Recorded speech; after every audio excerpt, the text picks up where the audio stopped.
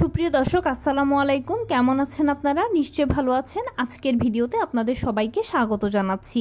আজকে আমি আপনাদের সাথে খুবই মূল্যবান একটা টপিক নিয়ে আলোচনা করতে যাচ্ছি, আর সেটা হচ্ছে বাচ্চাদের বুকে গড়গড় শব্দ বা বুকে পিঠে গড়গড় শব্দ বা বাঁশির মতো শব্দ কেন হচ্ছে, কি করবেন, এর সমাধান কি, ঘরোয়া কোনো উপায় আছে কিনা, কোন অবস্থায় আপনাকে ডাক্তারের শরণাপন্ন হতে হবে, সব কিছু নিয়ে আলোচনা করব।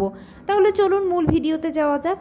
দেখুন, আমরা মায়েরা, প্রতিটি মাই আমরা চাই যে আমাদের বাচ্চারা যেন সুস্থ সবল থাকে, কিন্তু সময় পরিবর্তনের সাথে সাথে এই যে সিজনের এখন যে চেঞ্জটা হচ্ছে, এই সিজন চেঞ্জের বেলায় দেখা যায় যে বাচ্চারা অনেক বেশি অসুস্থ হয় বড়দের তুলনায়।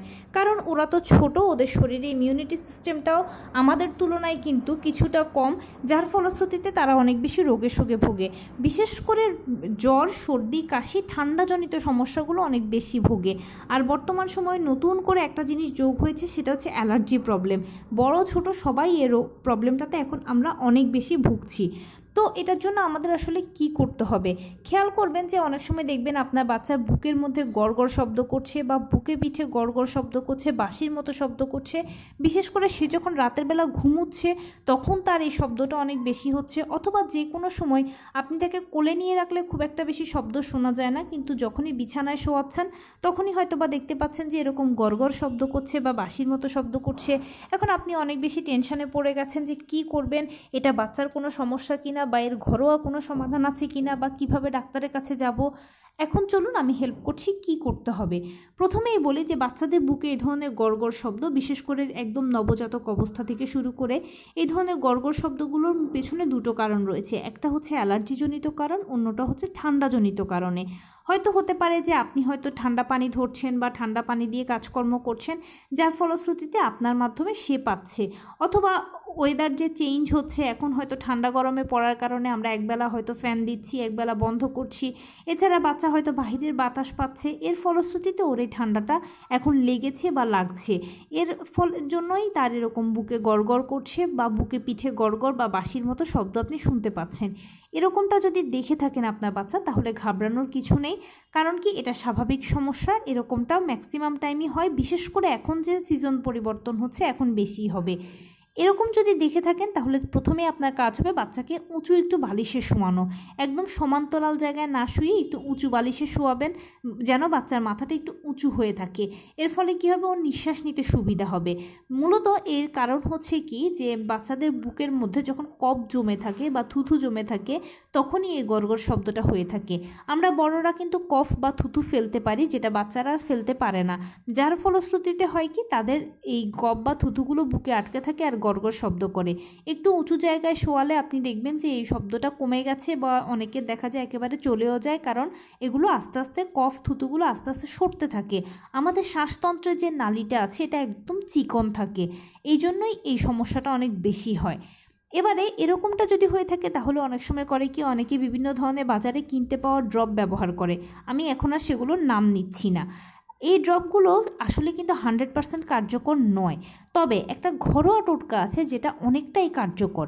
সেই ঘরোয়া টোটকাটা কি, আপনাকে একেবারে যে কাজটা করতে হবে সেটা হচ্ছে একটু কুসুম গরম পানির মধ্যে লবণ মিশিয়ে, কুসুম গরম পানির মধ্যে, আমি যদি পরিমাপটা বলি যে 1 চামচ কুসুম গরম পানির মধ্যে 1 চিমটে লবণ মিশিয়ে সেটাকে খুব ভালোভাবে গুলিয়ে একটা ড্রপার দিয়ে বাবুর 2 নাকে 1 ফোঁটা করে 2 ফোঁটা আপনি দিয়ে দেবেন।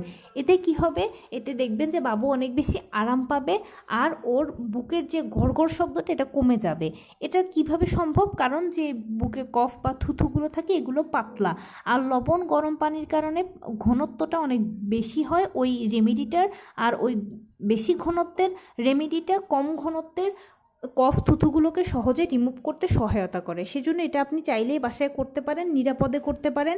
আর যে কোনো ওষুধ, বাজারের কিনতে পাওয়া ওষুধগুলো কিন্তু 1 বার 2 বার 3 বার দেওয়ার পরে ডাক্তাররা নিষেধ করে যে বারবার দেবেন না, কিন্তু এটা যেহেতু ঘরোয়া রেমেডি, সেজন্য আপনি চাইলে এটাকে কিন্তু বারবারই দিতে পারবেন। তবে যতবার আপনি দিবেন ততবারই নতুন নতুন বানাবেন, একবার বানিয়ে রেখে দেবেন সেটা হবে না, কারণ যেহেতু ওরা বাচ্চা, ওদের জন্য অনেক কিছুই আসলে রেস্ট্রিকশনস থাকে। এবারে এই বাচ্চা যখন আস্তে আস্তে বড় হবে তখন কিন্তু এটা অটোমেটিক চলে যাবে।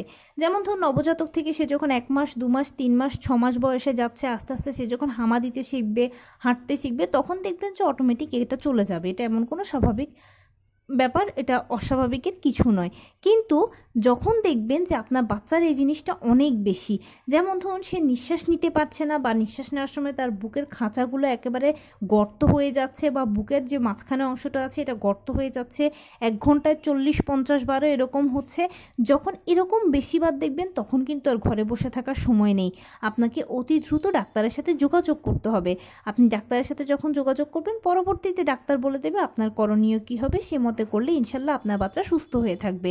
আর এই ধরনের সমস্যার ক্ষেত্রে বা এই ধরনের বাচ্চাদেরকে মাঝে মাঝে আপনারা রোদে দেবেন। মাঝে মাঝে যদি রোদে দেন তাহলে হবে কি, রোদটা থেকে ভিটামিন ডি পাবে। ভিটামিন ডি তাদেরকে অনেক ভালো উপকার করে এই ধরনের বিভিন্ন ধরনের অসুখ বিসুখ রিমুভ করতে। এছাড়া রোদ কিন্তু এমনিতেই শরীরের জন্য ভালো, তাই এই ধরনের বাচ্চাদেরকে চেষ্টা করবেন মাঝে মাঝে রোদে দিতে। এতে দেখবেন অনেকখানি তারা স্বস্তি পাবে।